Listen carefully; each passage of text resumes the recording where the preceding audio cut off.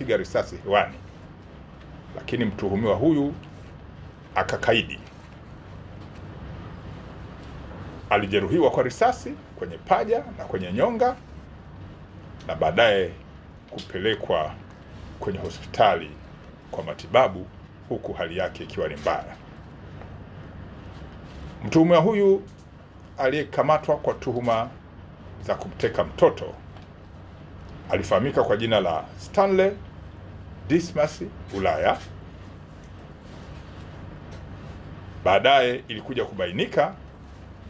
ni mkazi wa kata ya Nguruka,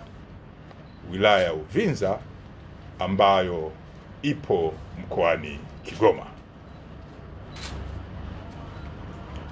Mtuhumiwa huyu kabla ya kujeruhiwa, akijaribu kutoroka chini ya ulinzi, anatuhumiwa kufanya tukio tarehe 6 mwezi Machi mwaka huu wa 2025, tukio la kumteka mtoto mdogo wa kiume mwenye umri wa miaka 7 ambaye anasoma katika shule ya msingi Mbezi iliyo katika wilaya ya Ubungo jijini Dar es Salaam. Mtoto huyu aliyetekwa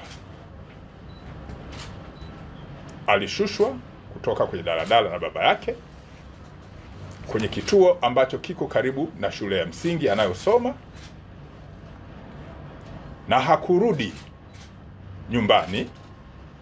mpaka saa 1 za jioni, wazazi walipoanza kumtafuta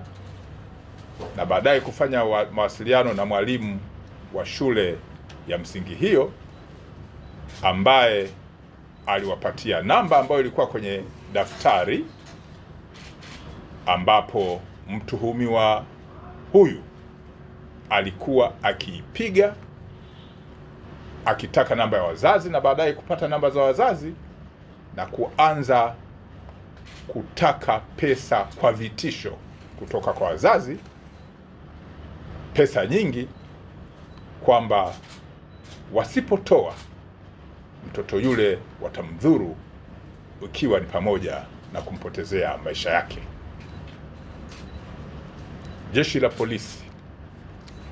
kwa kutumia wataalamu wake na kuhusisha kamisheni ya kisayansi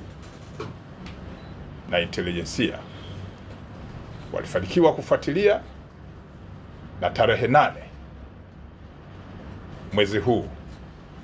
wa Machi mwaka 2025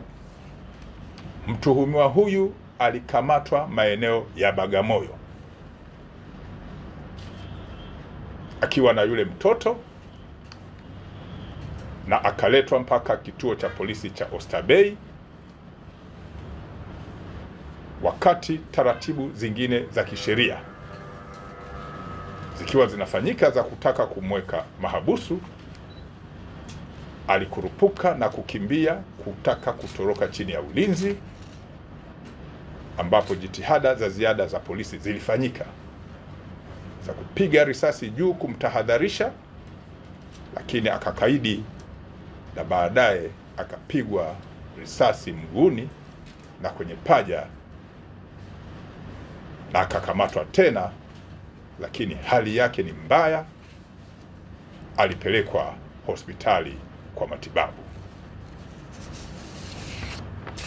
Hali ya mtoto aliyetekwa imeonekana kuwa njema, na taratibu zingine za kumchunguza zinaendelea kuhusiana na afya yake. Jeshi la polisi kanda maalum ya Dar es Salaam linaendelea kulani vitendo vyote vya kihalifu, vikiwemo vinavyohusisha masuala ya utekaji, lakini pia kuiba watoto na makosa mengine, na kwamba jeshi halitakuwa na huruma, narudia, jeshi halitakuwa na huruma na watuhumiwa wa namna hii, litaendelea kuwashughulikia vikali, lakini